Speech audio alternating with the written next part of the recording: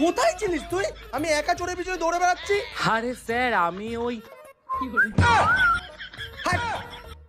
এই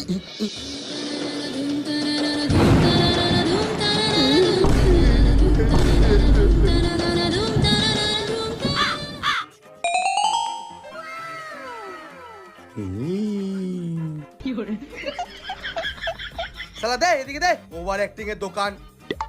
সে তুমি নাও দাদা, আসলে না ছোটবেলা থেকে আমার অ্যাক্টিং এর খুব শখ ছিল, তুমি আমার স্বপ্ন পূরণ করে দিয়েছো।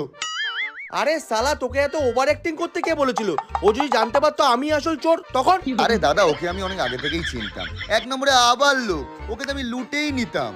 আরে বাহ, এত কনফিডেন্স! হ্যাঁ। বাহ, গুড জব। কানুটা ধর। চ। আরে দাদা দাদা